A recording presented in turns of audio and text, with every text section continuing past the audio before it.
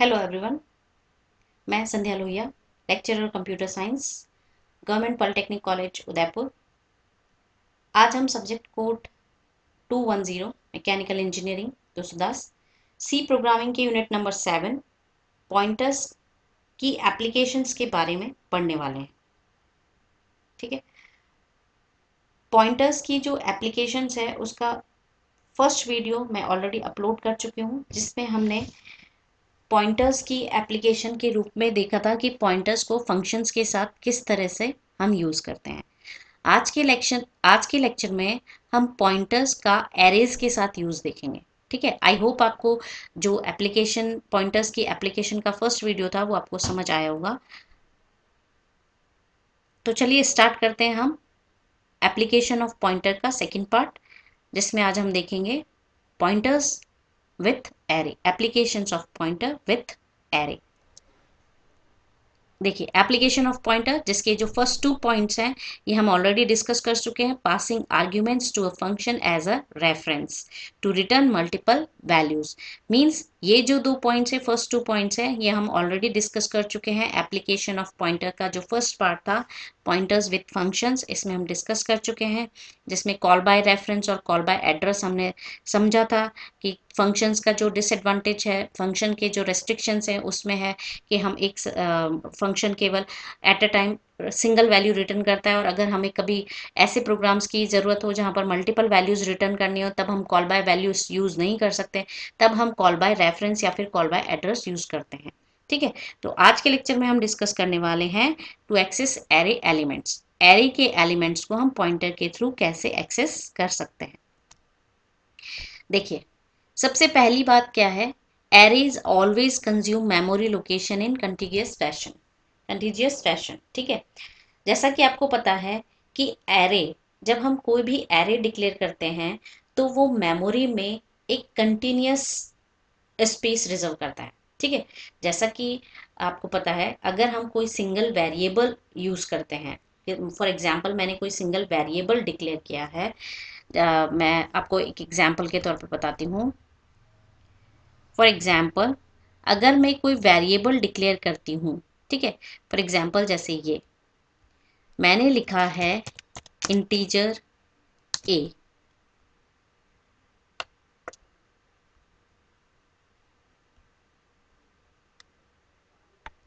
Integer a. ठीक है, मैंने लिखा है इंटीजर ए, तो इसका सीधा सा मतलब क्या है कि मेन फंक्शन, क्योंकि हम मेन में कॉल कर रहे हैं ए को, तो मेन फंक्शन को जहाँ रैम में स्पेस मिला है वहाँ पर ए के लिए एक स्पेस रिजर्व होगा। ठीक है, ए के लिए एक स्पेस रिजर्व होगा, वो कितने बाइट का होगा, 2 बाइट्स का। उसे नेम क्या मिलेगा, ए। ठीक है, और उसका कोई ना कोई मेमोरी एड्रेस होगा। ठीक है, फॉर एग्जाम्पल लाइक 1000, उसका कोई ना कोई मेमोरी एड्रेस होगा। जब भी हम इस तरीके से डिक्लेयर करते हैं, इसका सीधा सा अर्थ होता है, अगर हमने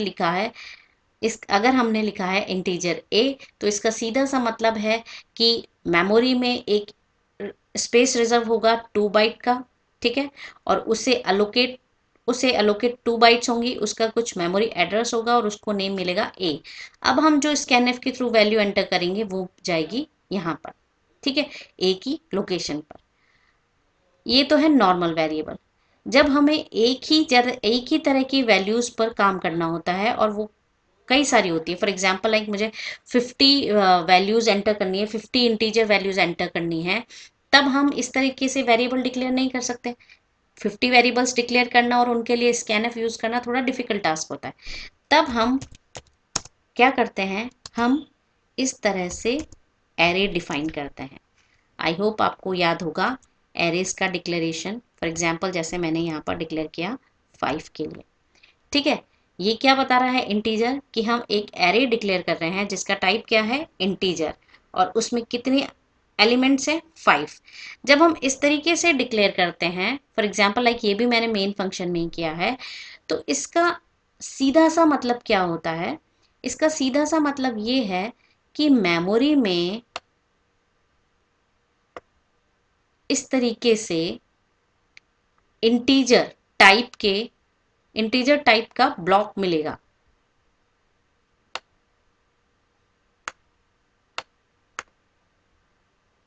ठीक है, आई होप आपको समझ आ रहा होगा मैं आपको क्या समझाना चाह रही हूं। इस तरीके से कंटिन्यूअस वे में 5 मेमोरी लोकेशन रिजर्व होंगी, क्योंकि एरे क्या करता है, array is a collection of similar data types. ठीक है, तो सिमिलर डेटा टाइप का मतलब है ये जो हमने 5 लिमिट दी है, इसका मतलब ये है कि ए, इसे नेम तो क्या मिलेगा, ए, इस पूरे को कंप्लीट, इस पूरे को नेम मिलेगा ए, और इस ए के लिए 5 स्पेस कंटिन्यूअस वे में क्रिएट होंगे, और ये हर स्पेस 2 बाइट की होंगी, क्योंकि इसका डेटा टाइप कितना है, इंटीजर। ठीक है, और इंटीजर 2 बाइट इंस्ट्रक्शन है, 2 बाइट इंस्ट्रक्शन है, तो हर एक को 2 बाइट्स रिजर्व होंगे। और अगर हमें इन्हें एक्सेस करना हो, अब ऑब्वियस सी बात है कि ए है तो इसे कोई ना कोई मेमोरी लोकेशन मिला होगा। ठीक है, फॉर एग्जाम्पल लाइक 2000, तो ये जो 2000 है, ये 2000 इसके फर्स्ट ब्लॉक का एड्रेस है। ठीक है, फर्स्ट ब्लॉक के एड्रेस होने का मतलब ये है, जैसा हमने पॉइंटर्स की जो एप्लीकेशन वाला वीडियो था उसमें देखा था, एक्सटेंडेड कंसेप्ट ऑफ पॉइंटर्स में देखा था हमने, कि अगर इस तरीके से हम डिक्लेयर करते हैं, तो अगर ये 2000 इंटीजर है, ठीक है, इंटीजर टाइप का एरे है, तो हर एक को 2 ब्लॉक्स अलोकेट होंगे। ठीक है, अगर इनिशियल वैल्यू 2000 ए को ए के फर्स्ट ब्लॉक को अलोटेड है, तो दूसरी कितनी होगी, 2002। 2002, ये 2002 क्यों है, क्योंकि इंटीजर 2 बाइट इंस्ट्रक्शन है, और जो फर्स्ट ब्लॉक है इसका, ए का, जिसे हम A0 कहेंगे, वो 2000 और 2001 दोनों बाइट्स लेगा, तो नेक्स्ट जो बाइट होगा वो 2002 होगा।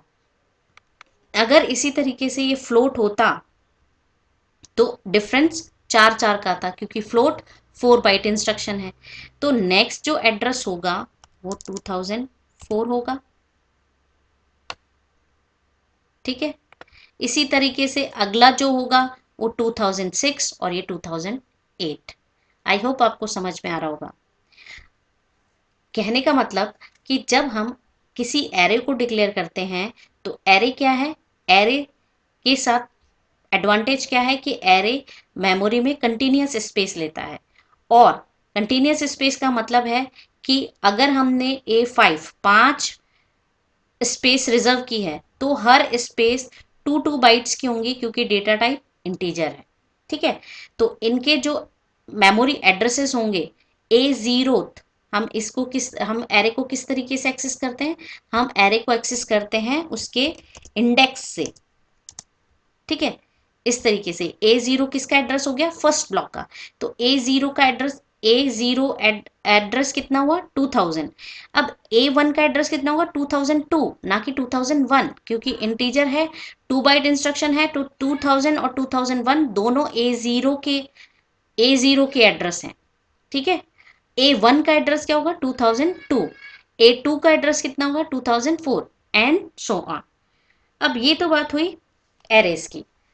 अब यहां पर हम बात कर रहे हैं पॉइंटर्स विथ एरे। ठीक है, तो पॉइंटर्स विथ एरे में मैंने अभी एक एरे डिफाइन किया, अब मैं एक पॉइंटर डिफाइन कर रही हूं, और जैसा कि आपको पता है कि हम जिस टाइप का वेरिएबल डिफाइन कर रहे हैं उसी टाइप का हमारा पॉइंटर वेरिएबल होता है। ठीक है, तो यहां पर मैं लिख देती हूं इंटीजर पॉइंटर p। ठीक है, अब इंटीजर पॉइंटर p लिखने का मतलब क्या है, पॉइंटर p जैसे ही हम लिखते हैं, एक p के लिए स्पेस रिजर्व हो जाता है मेमोरी में। ठीक है, p के लिए एक स्पेस रिजर्व हो जाता है, इसे नेम क्या मिलेगा, नेम मिलेगा p। ठीक है, ये p इसे नेम मिल गया, इसका कोई ना कोई मेमोरी एड्रेस होगा, फॉर एग्जाम्पल 1020। आई होप आपको समझ आ रहा होगा। इसको एड्रेस मिल गया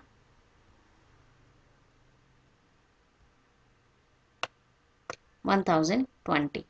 अब हम जानते हैं, हमें पता है कि जो पॉइंटर वेरिएबल होता है, अगर हम किसी वेरिएबल के आगे ये एस्ट्रिक का साइन लगा रहे हैं, इसका सीधा सा मतलब ये है कि ये पॉइंटर, ये वेरिएबल नॉर्मल वेरिएबल नहीं है।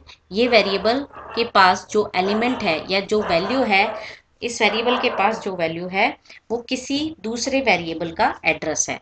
तो इसके पास किसका एड्रेस है? एरे ए का। ठीक है, तो एरे ए का, ठीक है, एरे ए का हम इस ए वेरिएबल को नहीं है, ए वेरिएबल की बात नहीं कर रहे हैं। मैं इसको यहां से डिलीट कर देती हूँ। ठीक है, अभी हम बात कर रहे हैं इसकी। तो हमने पॉइंटर वेरिएबल डिक्लेयर कर दिया, हमने एक पॉइंटर वेरिएबल बना लिया। अब हम क्या कर रहे हैं, हम नेक्स्ट स्टेटमेंट में कर रहे हैं, पी में एड्रेस दे रहे हैं किसका? एम्परसेंट ए। अब ए क्या है? ए तो एरे है, तो हम एरे के 0th लोकेशन का एड्रेस देंगे। ठीक है, अब क्योंकि ये हमें पता है, हमें अच्छे से मालूम है ये चीज़ कि एरे जो है वो कंटिन्यूस मेमोरी लोकेशंस लेता है। ठीक है, यानी कि मेमोरी में कंटिन्यूस मेमोरी लोकेशंस रिजर्व करता है। मींस हम पी के थ्रू इसके हर एक एलिमेंट को एक्सेस कर सकते हैं। इसके हर एक एलिमेंट को हम अगर हम चाहें तो इसके हर एक लोकेशन पे हम वैल्यू इंसर्ट कर सकते हैं पॉइंटर्स के थ्रू। ठीक है, फॉर एग्जाम्पल कैसे? जैसा कि आपको पता है, मैंने आपको एक चीज़ बताई थी एक्सटेंडेड कंसेप्ट ऑफ पॉइंटर्स में, कि हम दो एड्रेसेस पर ऐड, मल्टीप्लाई और डिवाइड का ऑपरेशन परफॉर्म नहीं कर सकते, बट हम एड्रेस पर कोई इंटीजर वैल्यू ऐड और सब्ट्रैक्ट कर सकते हैं। ठीक है, तो अब यहाँ पर मेरा मतलब है, हम लिख सकते हैं p+1। p+1 लिखने का मतलब यहाँ पर क्या है? p क्या है मेरे पास? p वेरिएबल में क्या वैल्यू है? इस वाले स्टेटमेंट से p is equal to %a 0th location से मतलब क्या है कि p में कौन सी वैल्यू आ गई है? p में आ गया है a 0th लोकेशन जो है उसका एड्रेस। a की जो 0th लोकेशन है उसका एड्रेस क्या है? 2000। ठीक है, तो ये जो 2000 है ये लोकेशन p में सेव हो गया है। ठीक है, अब p की वैल्यू को 1 से एक से बढ़ाने का मतलब क्या है, या p की वैल्यू में एक ऐड करने का मतलब क्या है कि मैं p की वैल्यू में 2001 कर दूं? ऐसा नहीं। p की वैल्यू में 1x बढ़ाने का मतलब है कि पॉइंटर, क्योंकि अभी किसे डिनोट कर रहा है? पॉइंटर अभी फर्स्ट लोकेशन, एरे की फर्स्ट लोकेशन को डिनोट कर रहा है। और जैसे ही हम p की वैल्यू में 1 ऐड करेंगे, तो आपको याद होगा एक्सटेंडेड कंसेप्ट ऑफ एरेज में, एक्सटेंडेड कंसेप्ट ऑफ पॉइंटर्स में हमने पढ़ा था कि पॉइंटर में कोई भी इंटीजर वैल्यू ऐड करने का मतलब है कि उसके डेटा टाइप, जो जिस वेरिएबल को वो डिनोट कर रहा है उसके डेटा टाइप के अकॉर्डिंग उसमें बाइट्स ऐड होना। ठीक है, तो 1 बाइट ऐड होने का मतलब है कि 2000 और 2001 तो A0 के लिए लोकेट है। ठीक है, तो P अभी डिनोट किसको कर रहा है? एड्रेस तो कंटेन कर रहा है 2000 का, लेकिन पूरी A0 लोकेशन को डिनोट कर रहा है, तो 2000 और 2001 इसके A0 के पार्ट है। तो अगर P+1 करने पर पॉइंटर किसे डिनोट करेगा? पॉइंटर किसे लोकेट करने लगेगा 1 ऐड करते ही? 2002 को। मीन्स P+1 लिटरल एडिशन नहीं है यहाँ पर P+1 से मतलब है कि जिस वेरिएबल को पॉइंटर डिनोट कर रहा है उसके डेटा टाइप के अकॉर्डिंग उसमें बाइट्स ऐड होना। मीन्स अगर 1 ऐड किया है, मीन्स उसमें इंटीजर है तो 2 बाइट्स ऐड हो जाएंगे और वो पॉइंट करने लगेगा 2002 को। ठीक है, ये हम एक्सटेंडेड कंसेप्ट में ऑलरेडी देख चुके हैं। आई होप आपको समझ आ रहा होगा। p की वैल्यू में पॉइंटर जो है, एरे का सबसे मेन एडवांटेज क्या है, यहाँ पर आपको तीन बातें सिर्फ ध्यान रखनी है। एरे का एडवांटेज क्या है, एरे का एडवांटेज ये है कि एरे मेमोरी में कंटिन्यूस स्पेस लेता है, ठीक है, फर्स्ट थिंग। सेकेंड थिंग कि जब भी कोई पॉइंटर वेरिएबल एरे को, किसी भी पॉइंटर वेरिएबल को, किसी भी एरे को हम पॉइंटर के थ्रू एक्सेस करते हैं तो पॉइंटर हमेशा उसके फर्स्ट एलिमेंट का एड्रेस कंटेन करता है। फर्स्ट मीन्स A0 जो लोकेशन है उसका एड्रेस कंटेन करेगा, ठीक है। ये हुई दूसरी चीज। तीसरी बात कि जब हम ये जानते हैं कि array array continuous memory location रखता है, तो अगर हम चाहें तो एरेज के सभी एलिमेंट को पॉइंटर के थ्रू एक्सेस कर सकते हैं। फर्स्ट एलिमेंट का एड्रेस हमने पॉइंटर में दिया और पॉइंटर को अब हम इंक्रीमेंट करेंगे उसके डेटा टाइप के अकॉर्डिंग। डेटा टाइप है इंटीजर, तो +1 1 करके हम ऐड करते जाएंगे। तो प्लस पॉइंटर में +1 ऐड करने का मतलब है नेक्स्ट ब्लॉक का एड्रेस। नेक्स्ट ब्लॉक कौन होगा, A1, ठीक है। नेक्स्ट ब्लॉक कौन होगा, A1। तो पॉइंटर पॉइंट किसे करेगा, पॉइंटर पॉइंट करेगा A1 लोकेशन को, इस लोकेशन को जिसका एड्रेस क्या है 2002, ना कि 2001 को डिनोट करेगा, ठीक है। तो ये तीन बातें आपको ध्यान रखनी है। इसे हम प्रोग्राम में किस तरीके से इंप्लीमेंट करते हैं, फॉर एग्जाम्पल जैसे ये मैंने बनाया मेन फंक्शन, ठीक है। मेन फंक्शन हमने बनाया, इसको मैंने मेन ब्रैकेट से ओपन किया। अब मैं यहाँ पर एक सबसे पहले तो मैं डिक्लेयर कर रही हूँ एक वेरिएबल जिसमें की है 5 एलिमेंट्स, ठीक है। इसके साथ ही मैं इसके साथ ही मैं यूज कर रही हूँ पॉइंटर p, ठीक है, पॉइंटर p, ताकि मैं इसकी ए का जो फर्स्ट एड्रेस है %A और 0, यानी कि यहाँ पर मैंने क्या किया है, यहाँ पर मैंने जो A0th लोकेशन है, यानी कि ये A की जो 0th लोकेशन है, A एरे जो हमने डिफाइन किया है 5, A0th लोकेशन का जो एड्रेस है यानी कि 2000, वो मैंने P यानी कि पॉइंटर पे दे दिया है, ठीक है। अब फॉर एग्जाम्पल अगर मुझे एरे के सभी लोकेशन पर 5 लोकेशन तक मुझे इसमें एलिमेंट्स एंटर करने हैं, तो हम पॉइंटर के थ्रू कैसे करेंगे, फॉर एग्जाम्पल फोर लूप लगाया मैंने। यहाँ पर मुझे एक वेरिएबल, क्योंकि लूप चलाना है तो आई डिक्लेयर करना पड़ेगा, ठीक है। स्टार्ट किया मैंने आई 0 से, क्योंकि एरे एलिमेंट स्टार्ट होते हैं 0 से, एरे की लोकेशन स्टार्ट होती है 0 से। आई लेस देन 5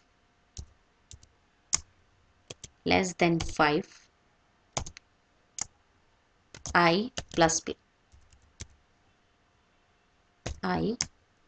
प्लस, ठीक है। अब मैं यहां पर लगा रही हूं स्कैनएफ,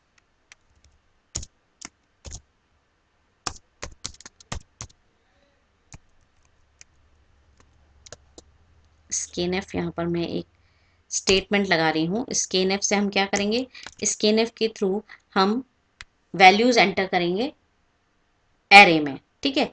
तो एंटर करने के लिए हम क्या करते हैं, इन्वर्टेड कॉमास में हम लिखते हैं %d, क्योंकि हम कौन सी वैल्यू एंटर कर रहे हैं, इंटीजर वाली %d। और वैसे मुझे क्या लिखना चाहिए, हम एरेज में क्या लिखते हैं, ai, इसी तरीके से लिखते हैं हम। जब हम एरेज डिफाइन करते हैं, एरेज में वैल्यूज एंटर करते हैं, तो हम इस तरीके से लिखते हैं, ठीक है। ai लिखते हैं, यानी कि हम यहाँ पर क्या दे रहे हैं, यहाँ पर हम ai यानी कि a की जो, जब हम फोर लूप चलाएंगे तो A0 0th लोकेशन पे जो एड्रेस है हम फर्स्ट वो दे रहे हैं, और i के अकॉर्डिंग वो एड्रेस इंक्रीमेंट होता जाएगा जैसे जैसे i बढ़ेगा। i को 1 से बढ़ने का मतलब है कि एरे नेक्स्ट ब्लॉक को पॉइंट करने लग जाएगा, ठीक है। तो हम इसकी जगह ये लिख दें, क्योंकि %ai, ये देखिए इसे मैं क्या लिख रही हूँ, p लिख रही हूँ, तो इसकी जगह मैं लिख दूँ p + i, तो भी ये सेम काम करेगा, आई होप आपको समझ में आ रहा होगा। देखिए यहाँ पर मैंने क्या किया था, यहाँ पर हमने किया है m% आई इंक्रीमेंट होगा जैसे जैसे 0 से 5 तक लिमिट्स आएंगी। तो इस ए आई की जगह, क्योंकि ए जीरो लोकेशन पे तो मैंने पी को, ए जीरो लोकेशन का जो एड्रेस था वो मैंने पी पे दे दिया है, और पी में प्लस में आई की वैल्यू कर रही हूँ। मीन्स आई जितना जितना इंक्रीमेंट होगा, आई जब 0 है तो p प्लस 0 यानी कि 1000 पे वैल्यू एंटर होगी। फिर जब आई 1 हो जाएगा तो p प्लस 1 हो जाएगा। जैसे कि अगर मैं यहाँ कर दूँ p, ओ सॉरी, p प्लस आई कर दूं, तो आई की वैल्यू जब 0 है तो p ने सबसे पहले क्या होल्ड किया है, p ने सबसे पहले लिया है ए जीरो का एड्रेस। ठीक है, ये देखिए यहाँ पर ए जीरो में कितना है 2000, तो सबसे पहली वैल्यू कहाँ एंटर हुई 2000 पे। ठीक है, अब यहाँ पर मुझे m% साइन लगाने की जरूरत नहीं है, क्योंकि m% साइन ऑलरेडी m% ए जीरो में था, जिसको मैंने डिनोट कर दिया है p से। तो p प्लस आई, जब आई 1 से इंक्रीमेंट होगा तो आई p प्लस 1 होगा। p प्लस 1 होते ही, ये जैसा मैंने अभी आपको बताया था, p प्लस 1 होते ही उसमें कितना इंटीजर के अकॉर्डिंग 2 बाइट्स ऐड हो जाएंगे, तो वो नेक्स्ट ब्लॉक यानी कि A1 2002 को डिनोट करेगा। फिर जब एक से फिर इंक्रीमेंट होगा 2 हो जाएगा तो p प्लस 2 हो गया।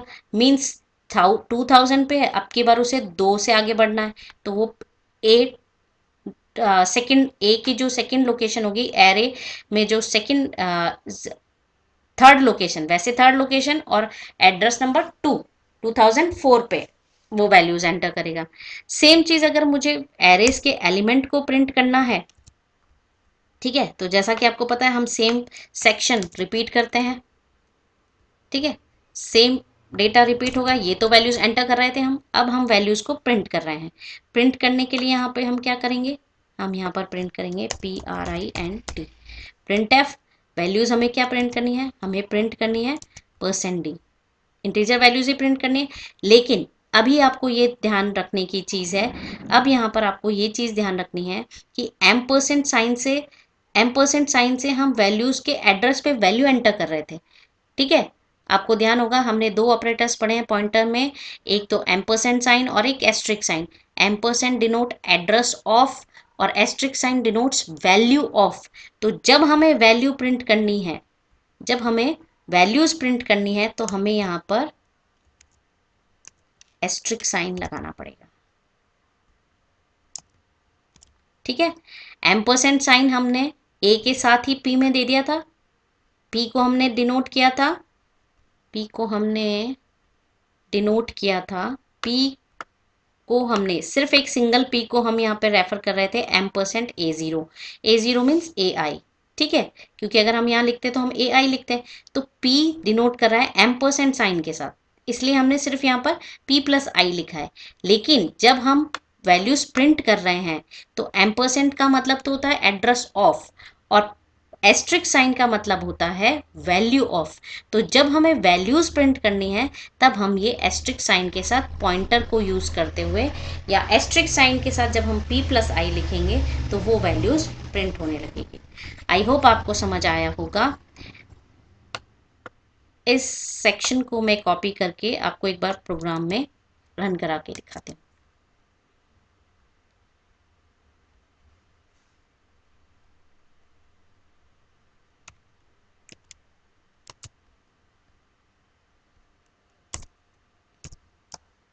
सबसे पहले हम कर रहे हैं हैश इंक्लूड stdio.h,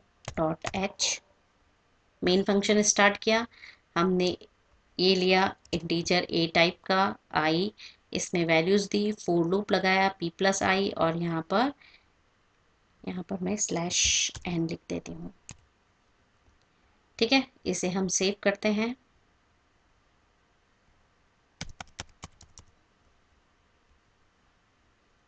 एग्जीक्यूट, ओ मेन फंक्शन का हमने ब्रैकेट क्लोज नहीं किया।